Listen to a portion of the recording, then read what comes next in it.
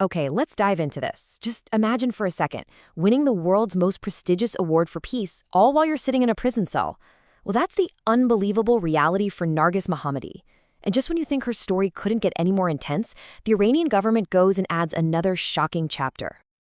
And this right here, this is the defiant stance from her husband, Taghi Rahmani.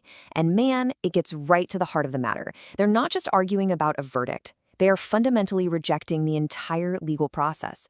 They believe this was never about justice. It was about silencing a voice they couldn't control. So what's the cost of that voice? Well, it's this number. With her latest sentence, the total prison time Narges Mohammadi has been ordered to serve over her lifetime of activism now adds up to a staggering 44 years. Just let that sink in for a moment. So how did one woman become such a powerful symbol of resistance that she could win a Nobel Prize from behind bars? Let's take a closer look at who Narges Mohammadi really is. So she's 53, and you've got to understand she's a veteran in this fight. She's not just one thing. She's a journalist, an author, and a major player at the Defenders of Human Rights Center. This isn't some new cause for her. This has been her entire life's work. And these are the core principles she's been willing to sacrifice her own freedom for. She is a leading voice against the mandatory hijab, a fierce opponent of the death penalty, and a tireless defender of those imprisoned just for their beliefs. You're basically looking at the front lines of the human rights struggle in Iran. You see, her story isn't just about this one sentence. Not at all. It's about decades of unwavering defiance, a whole lifetime spent speaking out when it was the most dangerous thing you could possibly do. This timeline just drives home the immense personal cost. I mean, can you imagine not seeing your own children for nearly a decade? She spent most of the last 10 years locked away, even having to go through emergency heart surgery while she was incarcerated. And then in 2023, you get this incredible contrast. While she's still a prisoner, she is awarded the Nobel Peace Prize. It is just extraordinary. And that brings us to the central irony of her story. It seems like the more the state tries to silence her by locking her away, the louder her voice actually becomes on the world stage. And this wasn't just some generic honor. The Nobel Committee was incredibly specific. They recognized her for her fight against the oppression of women in Iran, a direct shout-out to the very activism that landed her in prison in the first place. But here's the stark reality of that moment. She couldn't be there to accept the award. She was locked away in Evin prison, one of Iran's most infamous facilities. Her own children had to accept it on her behalf. But did being in prison stop her? Absolutely not. She's organized protests inside the prison walls. She's used hunger strikes as a tool of resistance, and she even managed to publicly support the massive woman life freedom protests that swept across the nation. She literally turned her prison cell into another platform for her activism. Okay, so that brings us right up to the latest chapter in the state's attempt to silence her. A brand new verdict handed down by a court in the city of Mashhad. So what kicked this all off? It was a memorial service. She was there to honor a lawyer named Khosrow Ali Kordi, whose death has been called suspicious by human rights groups.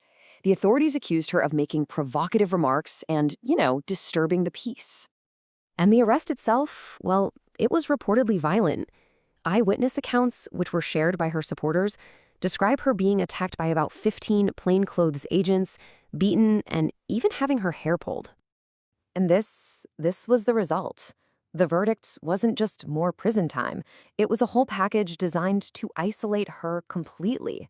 6 years for gathering and collusion, another 1.5 years for propaganda, and then, on top of all that, a 2-year travel ban and 2 years of internal exile. It's a punishment designed to completely wall her off from the world.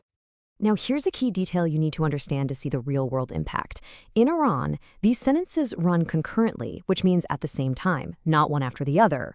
So the crucial takeaway here is that the 6-year sentence for collusion is the main chunk of prison time from this verdict that gets added to what she's already serving. So how did she respond to all this in court? Well, according to her husband, she responded with absolute silence. She refused to participate. She wouldn't legitimize the proceedings by speaking a single word or signing a single piece of paper. It was her ultimate act of protest against a system she believes is a total sham. Now, Mohammadi's case, as huge as it is, doesn't exist in a vacuum. To really get why this is happening right now, we need to zoom out and look at the bigger picture in Iran. See, this isn't just about one woman. It's a clear signal. Her harsh sentence is part of a much larger, much more intense crackdown on any form of dissent. After those massive nationwide protests that really challenged the government's authority, a move like this isn't a sign of strength. It suggests a regime that feels its control is shaky and is using fear to try and get it back. And the government isn't being shy about this. Just listen to this direct warning from Iran's judiciary chief, Gholam Hossein Mohseni-Ejei. He is telling anyone who speaks out that they will face damage. It's a pretty chilling statement of intent, and it's coming directly from the top. So, as we wrap this up, we're left with a really big question. The story of Narges Mohammadi is so much more than just a legal case.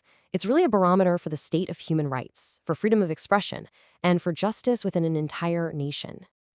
And that leads to the final critical thought here. The government is trying its best to silence one of its most celebrated, internationally recognized voices. But as her own story has shown us again and again, attempts to silence dissent often just make it louder. The real question this leaves us with is what happens next for the millions who share her dream of a different Iran?